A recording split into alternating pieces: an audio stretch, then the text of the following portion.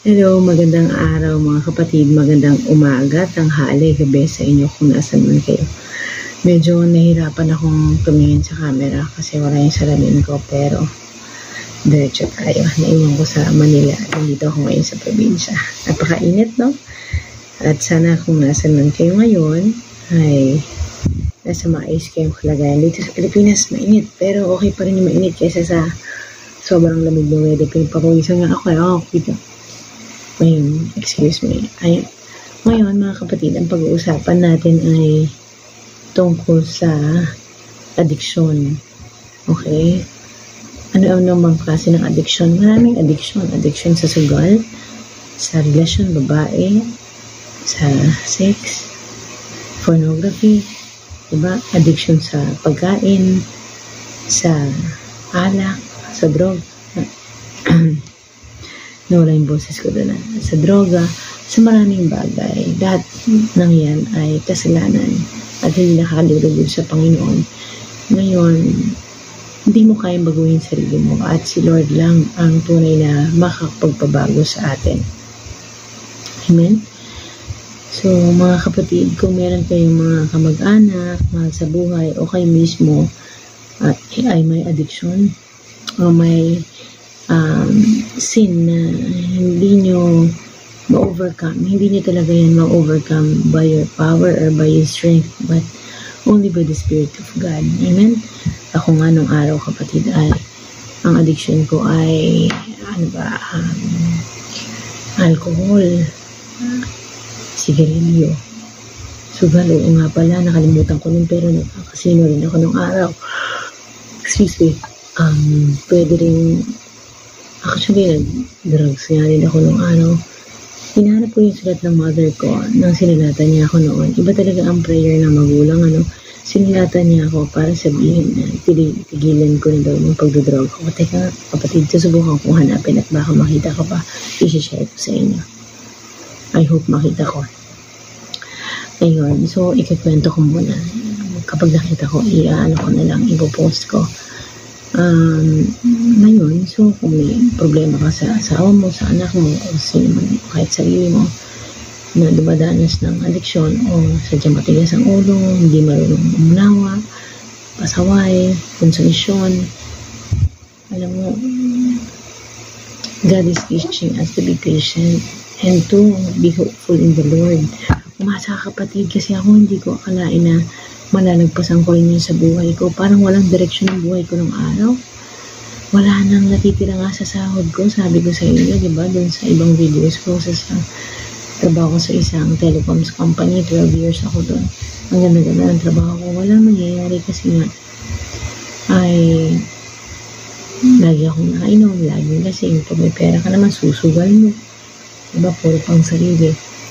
Ayun, so kung may pinagdadaanan kung kayong gano'n, only through Jesus Christ maaaring baguhin ang isang tao.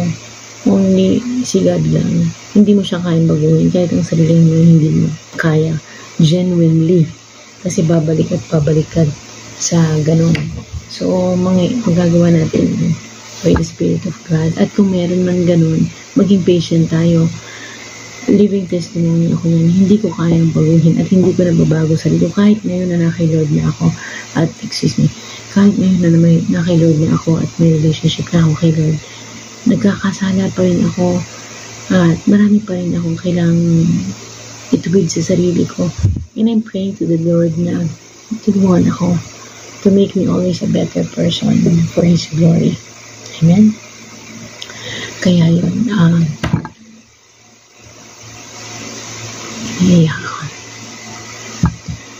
kaya huwag tayong mag-give up sa mga mahal natin sa buhay o sa sarili natin. Kung ano man yung pinagdadaanan mong addiction, mong pinagdarasal mo, ang unang-una mong ipagdasal, hindi yan mawala. Yung relationship kay Lord.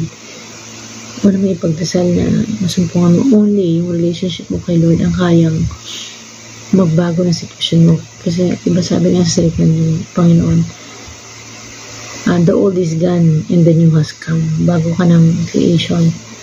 Gabi na, pero I know I have to make this message para sa mga taong kailangan makarinig. Yun. So, kahit anong gusto mong gawin, pagbabago sa sarili mo, may hangganan ka kung kakayanin mo. Pero pag kay Lord, grabe, tatransform niya talaga yung buhay mo. Unti-unti. Walang taong kakayanin baguhin yung sarili niya. Though yes, magagawa mo, parang New Year's resolution, pero babalik at babalik ka. Pero pag si Lord pinagaling ka, pag si Lord binago ka, at patuloy kang babaguhin, makikita mo yung evidence sa buhay mo. Ayun. So kapatid, ngayon panalangin natin yung mga taong kailangan mo makalaya sa mga adiksyon. Una, ipanalangin natin na makakilala sila sa Panginoon. Kung ikaw man yun, invite mo si Lord na maranasan mo siya. Okay? Halika't manalangin tayo. Heavenly Father, maraming salamat po, Ama, na ikaw ay tapat, ikaw ay mapagmahal, at ikaw ang nangangalaga sa aming mga buhay. Maraming salamat po sa mga oras na ito na dumudulog kami sa iyo, Panginoon, para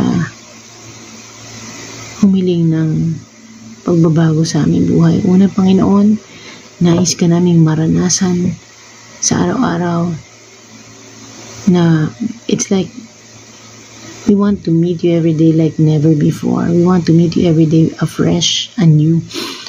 Dahil sinabi mo, Panginoon, sa iyong salita, your love, your mercy, your grace is new every morning. You're abounding in steadfast love, Panginoon.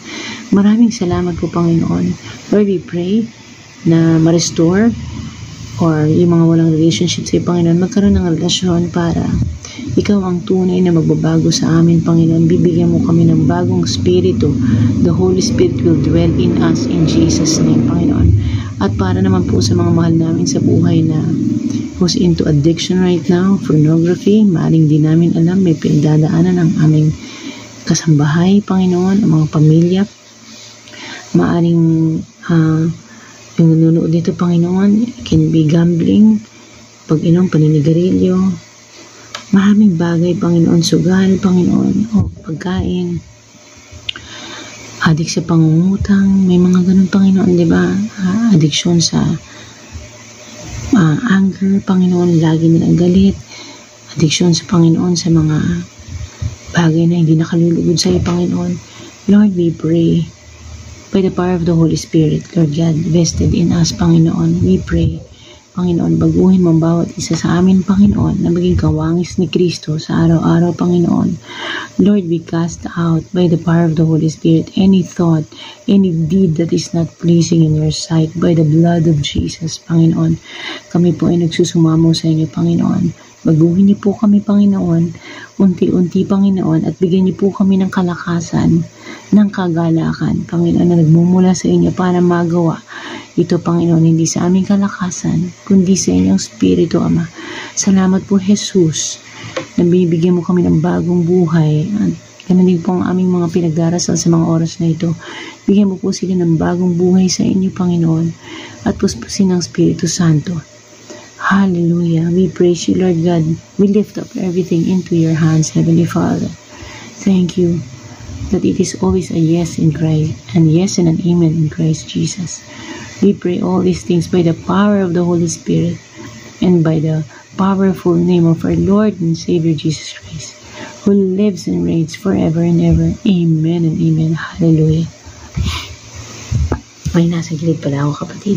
Ayan, kapatid, maraming salamat. Ngayon, be patient with yourself. At naway, ganun din, bigyan tayo ng Panginoon ng pasensya sa mga mahal natin sa buhay. At sa sarili natin.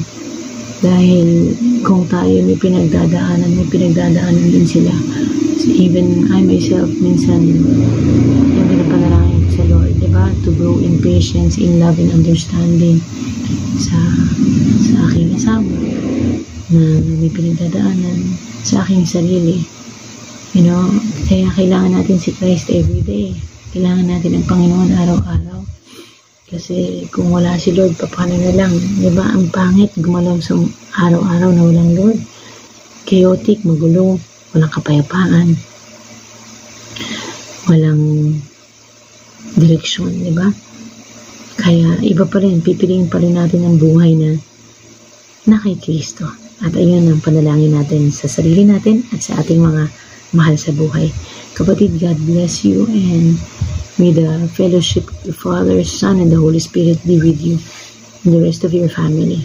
I love you with the love of the Lord. God bless you.